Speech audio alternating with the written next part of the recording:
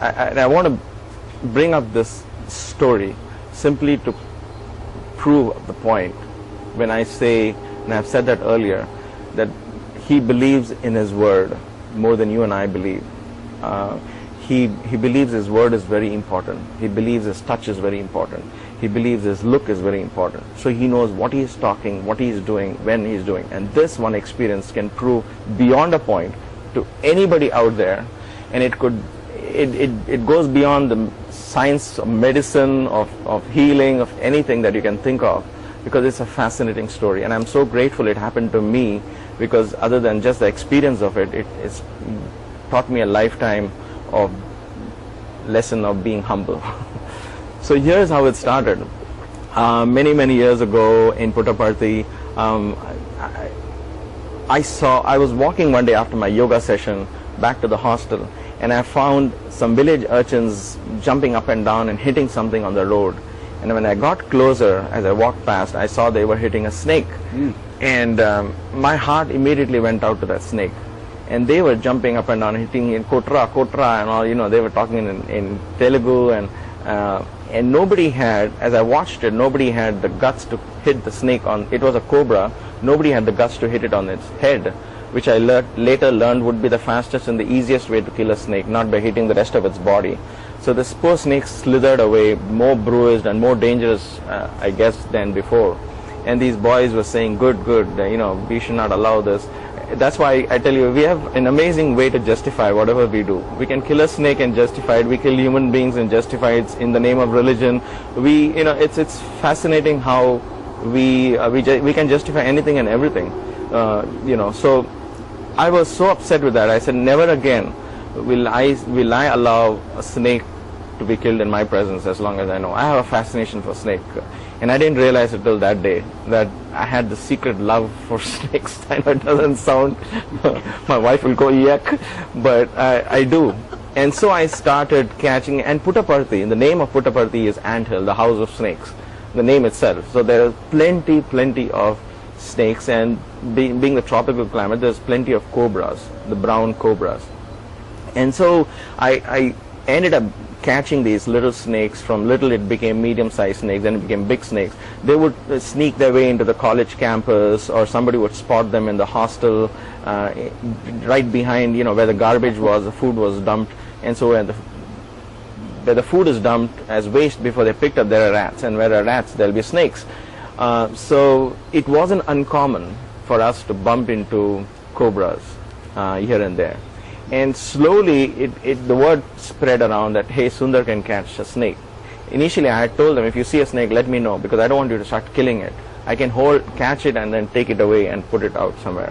Now, I figured on my own how to catch a snake. There wasn't a Discovery Channel then. I would have perhaps avoided this accident of mine. But I just figured, you take a stick and press the head down and put your thumb on top of the head and slowly and carefully put your fingers under its mouth, and once his mouth is there, he just coils around you, but poor thing doesn't have any strength to do anything. He's more struggling for his life. And then I would take him back to the hills and then leave them out there. Now, as I said to you in the earlier interview, where the good deed starts with a good intention, then it becomes all about the deed, and all about the intention is slowly forgotten. And so I slowly started enjoying the limelight that I was in when I was catching snakes. I mean, you become a popular teacher now, so you have all the students coming to you and saying, hey sir, come on sir, show us, next time you catch a snake, let us know. And I said, yeah, I will let you know. So one thing led to the other, and foolishly, I would actually catch a snake and then make the boys touch it and say, feel it. Now this is done in the zoo after a heavy training, so that you don't have accidents. Now this is me just deciding to be adventurous and sharing that adventure with boys and say, hey, don't be scared, touch the snake, it's okay. And see this mouth, and this is how the poison is coming out of its teeth, and not realizing that that's a cobra I'm holding. I mean, I realized it, but I probably didn't understand the impact of what I was doing, potentially not putting myself in danger, but everybody around me. There were times that I would demonstrate, I would take the snake and put it around my neck and leave him. And I would say, look, the snake is not out there to kill you. He's going to find his own way first, because he's now on a survival mode. So I would leave him and then let go of my hands, and the snake would obviously slither down. He's not going to turn around and say, who is the one who, And so it became that I was a popular snake guy, and everybody got to know me as the one who catches cobras. And then, so the villagers, the locals in Puttaparthi, because of the hostel and college, and everybody got to know about it. So anywhere in the mandir now, there was the Prashanti Mandir, in the college, in the hostel. So my territory, my fame expanded. It became quite popular that I could catch snakes. Finally, I think there was this afternoon, I was sleeping, and this is the only time I can share with you something which is personal, but I think it has to fit in the whole story as it goes, and I'm just being very honest and upfront over here.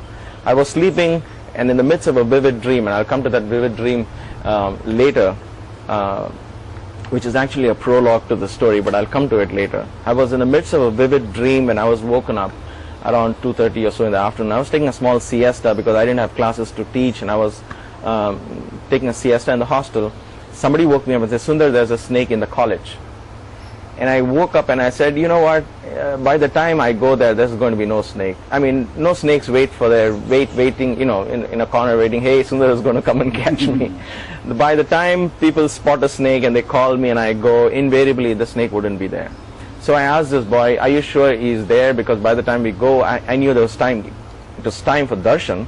It was around 3 o'clock. And I said, by the time I go and the snake is not going to be there, it's just a waste of time, so I'm not coming. He said, no, the snake is there. It's by the small cages, by the bioscience laboratories.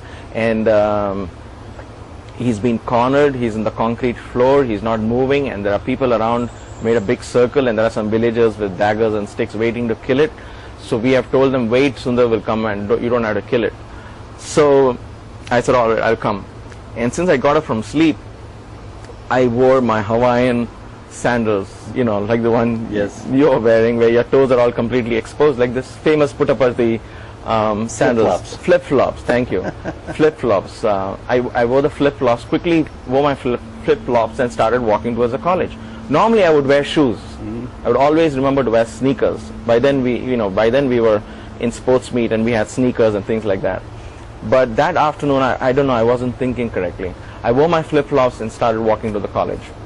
And I go there and I see the snake in the corner and all these people around them. Hey, Sundar's come. There's literally a cheering crowd waiting for me. People with cameras. I have the picture of me holding that snake.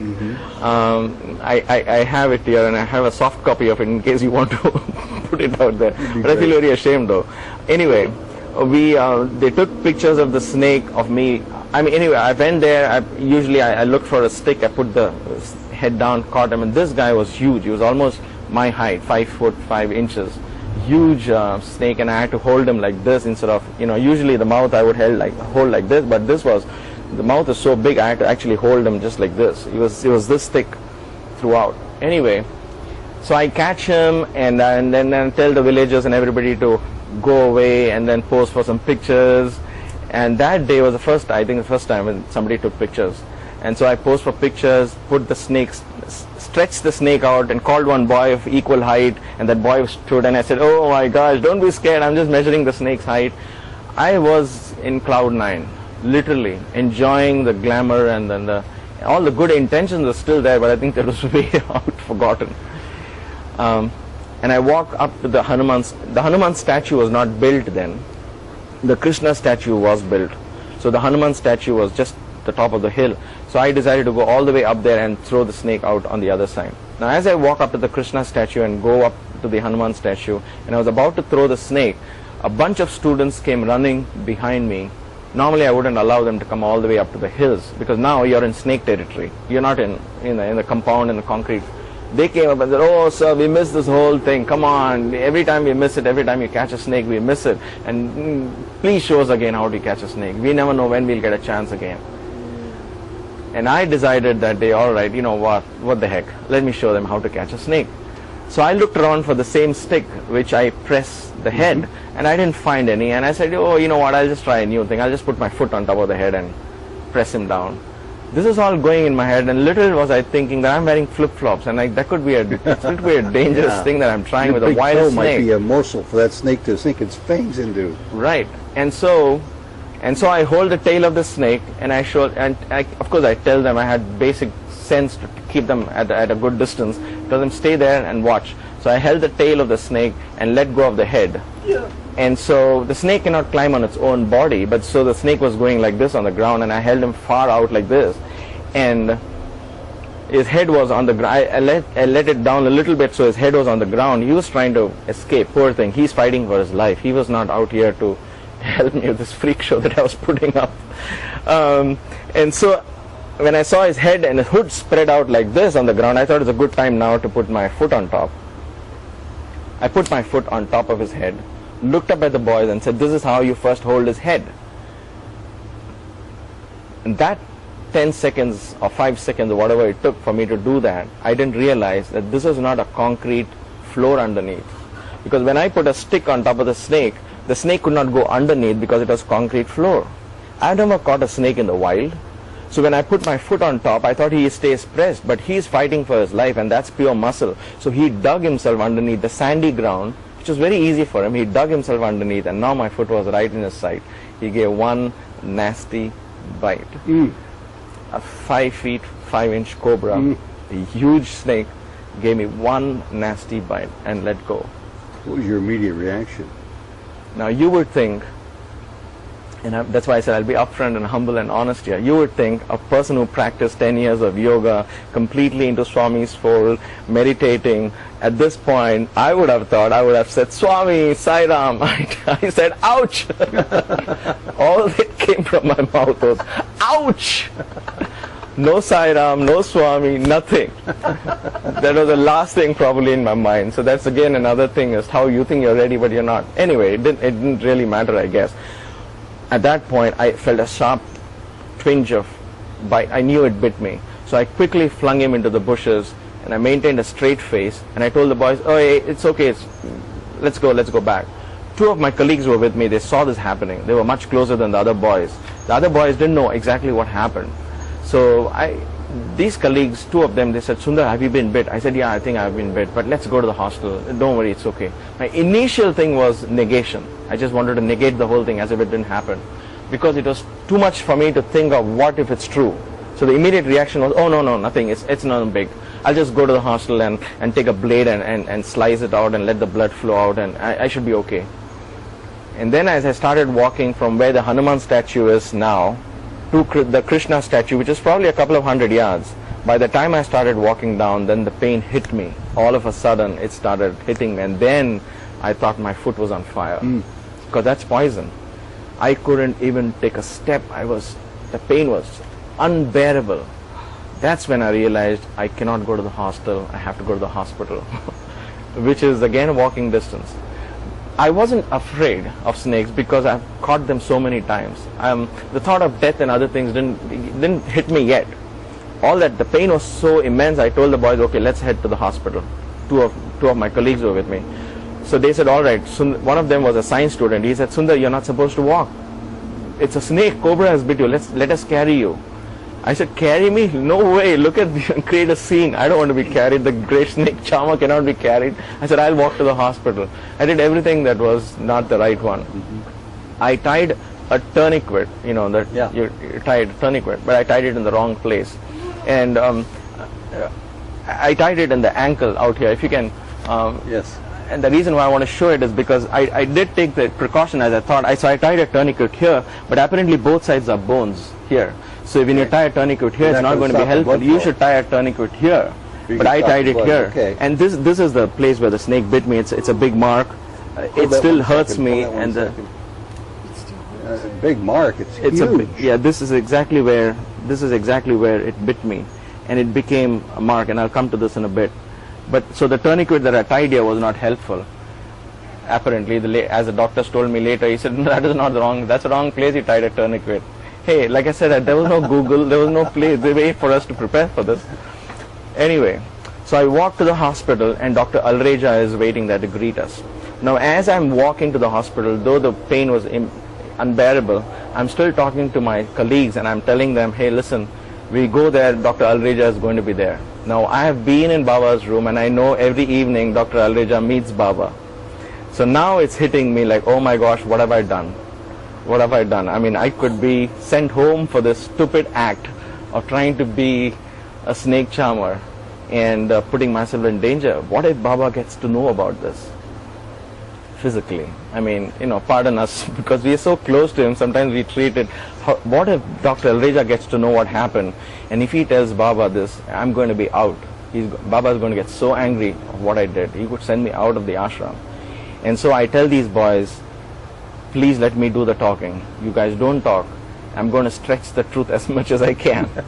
And I'm going to tell Dr. Alreja that I was in the college, I was doing social service, and I got bit by a snake. Social service was one of the things where boys would go dig up roads and help villages do, out there working, cut grass for them and things like that. So I'll tell them I was in the college doing social service. And my definition of social service was helping the place get rid of snakes. And sure. So, well, it was loosely stretched, thin enough, maybe cover possibly a little bit. Justify, right? I justify that I'm still speaking the truth. But if I left it there, then if he goes to Swami, he can tell whatever he wants. I didn't want him to get into details of what exactly happened. So we walked there, and exactly as I expected, Dr. Alreja was there. He said, what happened? We said, snake bit us. He said, oh my God, lie down on the bed and stretcher. And then as he was wheeling me up, he said, what happened? How did it bite you? Because he knows me personally. He said, what, Sundar, how did it bite you? I said, in college I was doing social service and it bit me there. And we left it at that. He said, okay. He took my pulse and he didn't like what he saw. And so he went up and put me in a room and immediately ordered for the antidote. So I'm lying there. I looked at the clock. It was close to 4 o'clock or so. And then I'm waiting for the antidote to come. After 5 minutes, I noticed a little bit of unrest among the doctor, and somebody came and told Alreja something. He said, you look worried. He walked away. And one of my colleagues came back to me and he said, Sundar, it's okay. No, nothing happened. I said, I didn't even ask. The moment you say nothing happened to me, I know something has happened. So what is it? He says, don't worry. The guy who was the antidote, because the hospital was small, there was one steel almirah where all the medicines were kept, and antidote was in that. Now the person who had the key to it had locked it and gone for Baba's darshan, which was at 4 o'clock. Mm-hmm. So now to open that almirah, it was a glass, you could have broken it, but the almirah was steel. So to get it, you got to send somebody now to the ashram, get him or get the key and come back. And they said, oh, somebody's gone to fetch him. Don't worry, in 5 minutes he'll come back. And that's when I told this boy, I said, listen, if he's gone for darshan, and if Baba's out for darshan, nobody's going to disturb him. Going, coming, and I knew the darshan was out there. It would have been on now. And so I said, it would take him at least 40 to 45 minutes for us to get that antidote. So it's not going to work. And that's when it hit me, that I could die. And I said, okay, the antidote is not coming. So, and it's a cobra that has bit me. And already about 12 to 15 minutes has already passed by. And I was kind of feeling faint, but other than that, the burning sensation was keeping me alive, actually, in a way. So I couldn't really drift into that. I didn't know. So I told him, okay, I'm going to lie down and I'm going to practice something, and you wake me up before they inject me. And he promised he would. I lay down. Mrs. Prem Bahel, she is from the primary school, the warden of the primary school then, the principal of the primary school. These are two wonderful ladies, and I'm sure you would meet them when you go to the ashram even now. And she was there. She was a very elderly woman. She was gently, her hand was on top of my head, just gently like a mother. My parents were in the ashram. They have no idea this is all going on. Anyway, she was there, and all I remember was I lay down and I closed my eyes, and I was preparing myself for the death. And being into yoga, and crazy as I was, I think I still am, my wife thinks so at least, I was wondering how should I exit my body. And I had read about Walter Cowan's story and other story about going through the dark tunnel and seeing the light at the other end. I said, am I going to do all that? Am I going to go through a dark tunnel? I was more excited about the concept that I have to die consciously. I have to allow and become one with the light. And I want to exit through the Sahasrara chakra. And that is my training for yoga. So I was lying down and preparing myself because I knew there was no possible way I could survive. So I lay down and started focusing on the light filling my body. But to be very honest, the pain was so real that I had a difficult time doing this. It's okay when you're lying after a nice yoga session and your mood is perfect, but it's a different thing when your foot is on fire literally with poison there, and you're trying to meditate and calm yourself down. As far as I remember, it was 5 minutes before somebody woke me up. All because I was conscious throughout. There were no dark tunnels and lights. I wish there was. I would have written $1 million, a New York bestseller book, but I couldn't, unfortunately. There wasn't any of those. There wasn't any supernatural experience at all, other than the fact that I was completely conscious of the pain, and I was waiting for this death to come. And somebody shook my shoulder. I opened my eyes, and he said, the antidote has arrived. I said, what, in 5 minutes? You got the antidote? He said, what do you mean 5 minutes? Look at the clock. I saw the clock. It was 5 minutes to 5 o'clock. It was almost 45 to 50 minutes later. And now I cannot explain even today what was that. For me, I was conscious. It wasn't like I slipped into some zone and I came back. I was conscious. I knew it was 5 minutes, but actually it had already 45, 50 minutes had passed by. Anyway, they gave me the antidote. They said they're going to keep me overnight for an observation, and I survived, and I survived that. I ended up staying, of course, for a couple of weeks more because of my foot injury. It became localized and things like that. Story is not over yet. So in the evening, my father comes along with my mother, and of course he let go, and he said how foolish I was, and I said, promise them I won't catch a snake again. And Dr. Alreja walks in, and he says, oh, Sundar Iyer, you have been telling us all lies. I said, what do you mean lies? He said, Baba told very clearly that it is not a snake, it is a thorn. A thorn? So, it's a thorn. And I said, what do you mean, Baba said? And then he explained to my dad and me what happened. He said, no, when I couldn't find the antidote, and you were lying, and I knew your pulse was falling, I immediately called the ashram. Mr. Chiranjeevi Rao was there on the phone, and I told him, please inform Swami ASAP that Sundar Iyer has been bit by a snake. I don't have the antidote with me to give him right now. So his job was, when there's an emergency like this, let Swami know, because he didn't want Swami to ask later, why didn't you tell me? It was your job to bring it to my attention, right? So he wanted to bring it to Swami's attention that I've sent for the antidote, but it's not available, and there's a snake bite. So he knew that there's no way somebody could survive a snake bite. The picture here, my father then recalls what happened. Though he didn't recall the exact dialogue, my father recalls Swami coming out for darshan, and as he was crossing the ladies into the gents side, those days there was an arch in the sand. Okay, the arch, under the arch would be the ashram officials would stand, and they would not normally come in the way of Swami and his devotees unless there was something so important that couldn't wait for later in the evening. So Mr. Chiranjeevi Rao stepped out. Swami asked what it is, and then Mr. Chiranjeevi Rao told me this story later on. As he told Swami, he kneels down Swami and says, Swami, Sundar Iyer ki paamb karsindanta. That means Sundar Iyer has been bit by a snake. And Swami immediately retorted back. He says, no, that fellow's a drama boy. He's just doing it for my attention. It's not a snake, it's a thorn. It almost like rebuking him, saying, why did you disturb me for such a trivial thing? అది ఏం లేదు, అది ఊరికే ముళ్ళు, అది పాంబు కాదు, ఊరికే drama చేస్తున్నాడు వాడు. That's amazing. He's doing a drama. It's not a snake, it's a thorn. Don't disturb me for this kind of something like that, and walked away back into the darshan. So Chiranjeevi Rao called back, and he probably was strong, in a strong voice. He told Alreja, what do you mean you're making me disturb Swami for these trivial things?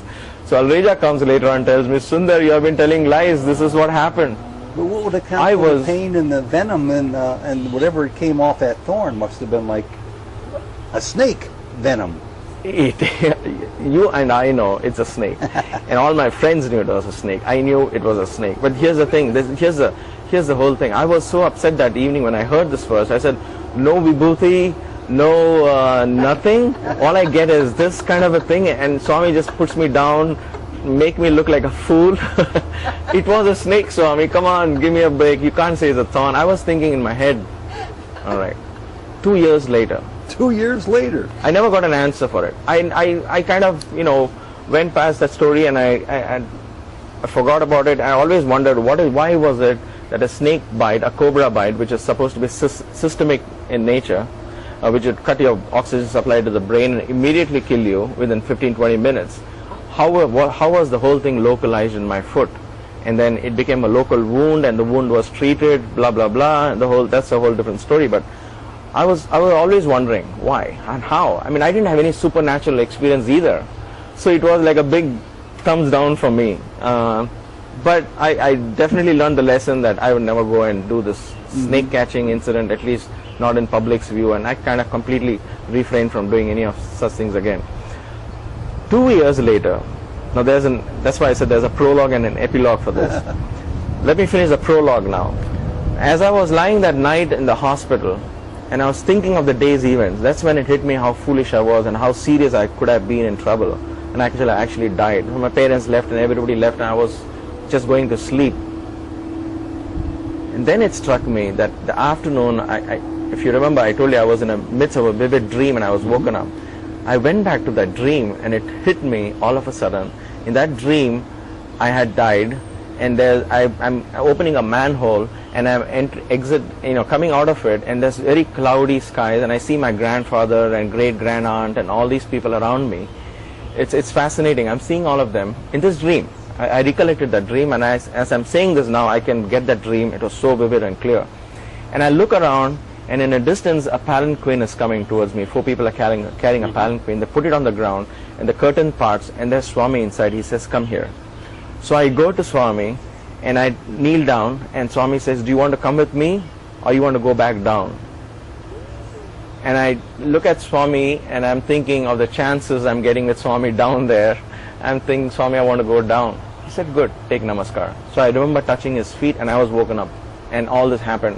I didn't even have time to recollect that dream until that night, which was for me very fascinating as to what was it. But then I just dismissed it as a dream. I said, "Yeah, okay, maybe there was a coincidence, maybe there's something I don't know, maybe it was something." I just didn't put 2 and 2 together. The epilogue came 2 years later. So I had forgotten about it. 2 years passed, and then more gymnastics took place, sports events and dramas went on, and more occasions to meet Swami, and other things took priorities, and this was long forgotten story. 2 years later, Swami's 65th birthday, or I think it was around that time, I was sitting and we were discussing the drama and the play, and then Swami was talking to me, and I was making all the notes, and towards the end we all got up to touch Swami's feet and got away, and I got up too to touch his feet and leave the room, when he looked at my feet down and he said, "What is that mark on your foot?" Because by then it's a scar which is there even today. And he says, "What is that mark on your foot?" I froze.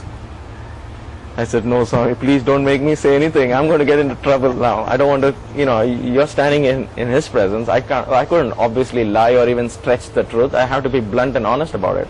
But I hate it to face the consequences of something which was done 2 years ago." I looked at him. He said, "What is it? Why is that such a big mark?" Very innocently. And I said, "Swami, snake bit me. Swami, paambu karisindi." "That is a snake bite?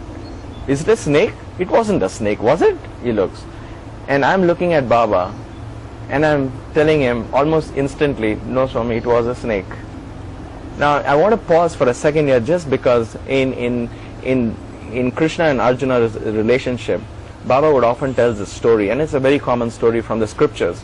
He would say, Krishna would look at a parrot and tell Arjuna, "Look at that crow." And Arjuna would say, "Oh, but that's a beautiful crow." And he would say, "Oh, it's not a crow, it's a parrot." Arjuna would say, "Oh yes, it is a parrot." And then, so Krishna said, "Don't you have something of your own? If I tell it's a parrot, you're saying yes. If I say it's a pigeon, you're saying yes." Arjuna told him, "If it's a parrot for you, it better be a parrot, because I would say yes, because you can change a crow into a parrot into a crow." I would say yes. Now I thought, I liked that story, but here I am, when he asked me, looking into my eyes, it wasn't a snake, it was a thorn. Wasn't it? And I'm looking at it and said, "No, Swami, it's a snake." Well, that part you hadn't said until right now. So he actually said that to you, that... No, it'll come to that. Okay. What he said was, "It wasn't a snake, was it?" I said, "Swami, no, it was a snake." I wasn't an Arjuna then. Again, another humbling factor for me. I think of that today, and I said, maybe I should have just agreed with Swami. But my senses and everything, for me, we cling to our own reality. That's what I think. To tell the truth as you saw it. As I saw it, but that's not what we see here. Is not the truth. That's the whole beauty of it. Anyway, so I said, "No, Swami, it's a snake." He said, "Chichi, your imagination, go," he said. As I was leaving the room, he paused, he said, listen.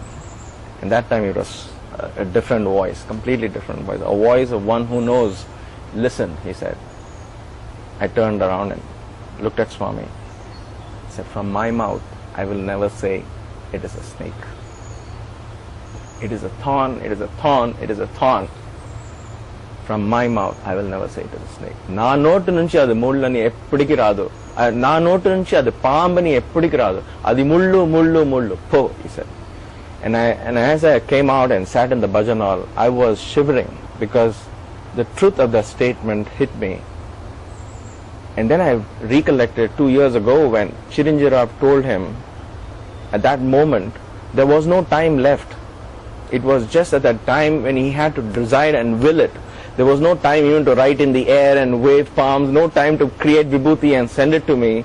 Almost instantly, in a matter of rebuking, he said, no, it's not a snake, it's a thorn, he's an actor. So he made the whole thing as a drama, as a play. He made it into an act, and he made the snake bite into a thorn. And he willed it as if it's a matter of no. Now I realize why that was so fast and so abrupt and so sudden from his voice. He saved The sternness in his voice was willing it then and there. Even if he had materialized vibhuti, the sacred ash, and sent it to me, it would have been another 10 minutes for it to reach me. That would have probably been too late. For me, it's fascinating because I know it is a snake bite. The doctors knew it was a snake bite. It is a cobra bite, not even an ordinary snake. And for one to survive that by itself is a miracle. And for one now, 2 years later, to hear somebody saying, I will still not say it's a snake. It is a thorn, it is a thorn, it is a thorn. So that is why I say he believes that his word is so powerful that he can, even 2 years later, if he had agreed with me it's a snake, maybe it would have had its own consequences He then. transmuted our idea of reality to keep you from dying a torturous death from the venom of the snake, to have you undergo in its place the pain of a thorn Yes. prick into your foot. He localized, the whole poison was localized. I had so many other doctors who came to me weeks later after that and started talking to me and asking me, how is it? Because they were trying to put 2 and 2 together. For them too, it was something they couldn't accept. Even though they were Baba devotees, they couldn't accept how was this possible. How could a cobra bite not have killed you? Especially after having, you caught the snake, you had the snake in your hand. And of course, many years later, I shared this. When I told you about Baba picking me up to speak in Bombay, this was a story I told. This is the one you said in Baba's presence? In Baba's presence in Bombay. And Baba Did you look listened to the around to whole. see how he might have reacted to that story? No, I didn't. By then I was, after Baba confirmed to me, saying it's a thorn, and the way he said it, the 2 things touched me most. One was, a mother would never say my son was near death experience. She would never say that. So that was one part of him saying, I will never say it's a snake bite. And the other part was his divinity saying, no, I will never say it. I've said it's a thorn, it's going to be a thorn. Wow. It will always be a thorn. Sundar, read my lips, it was a thorn. that's pretty Exactly. much what he was insisting. Exactly. In spite of your snapshot of reality, Yes. from your senses, from the pain, from what you knew to be the case. Yes. And that's so powerful because when he says something, it happens. That's why when he said there would be a hospital, there was a hospital. When he said this would be a university, there was a university. There's nothing stopping him. He would will it. And that is what awakens me from the depths of sleep once in a while as to where is that power. Who is this person? Who is this being walking amongst